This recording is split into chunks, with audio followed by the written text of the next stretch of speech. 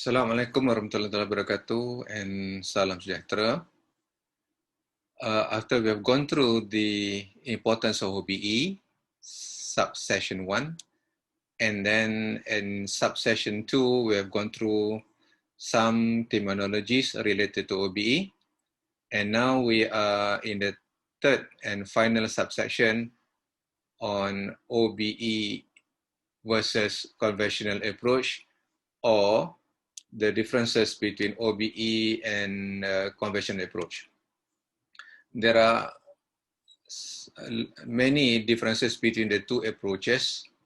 In conventional approach, the content, it is a content-based subject, whereas for OBE, integration of knowledge, relevant, learning relevant and connected to real life. The contents are placed in a rigid time frame for usually for the normal or the traditional approach, whereas there is a flexibility in the time frame where the learners work at their own pace. Number 3, the syllabus in a conventional approach is considered rigid, whereas in the OBE, the learner programs are guides that allow teachers to be innovative and creative in designing learning activities. The learning material focus on the and teacher-centered in the conventional approach, whereas for the OBE, the learner-centered and teachers as facilitators who make learning using groups. In the conventional approach, it emphasizes on what the teachers hope to achieve, whereas for OBE, it emphasizes on the outcomes, the student outcomes, what learners become and understand and able to attain or achieve.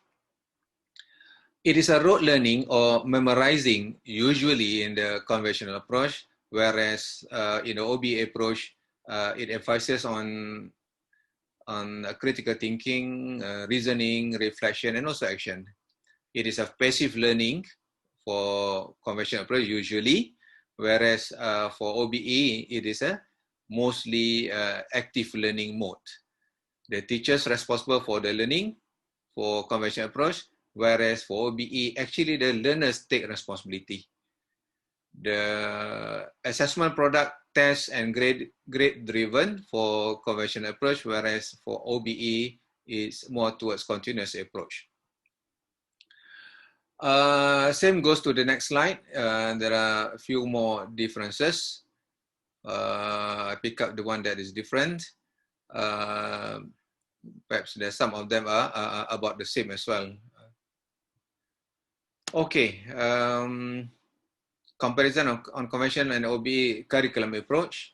Usually in conventional or traditional approach, we choose the context, we choose the text, we choose the topic, and then we identify the chapters covered, and then develop the lecture plan, the lectures, and then we create exams. Whereas in OBE approach, first we need to identify the desired result. What are the desired outcomes, or what are the learning outcomes or the students' outcome,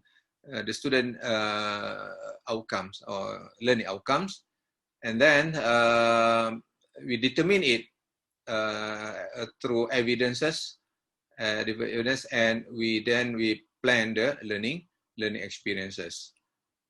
And in summary, for traditional approach, it usually the quality is usually in terms of inputs, the intention and effort, institution and services and resources and spending, whereas in the OBE, the quality is in terms of the outputs, looking at the outcomes.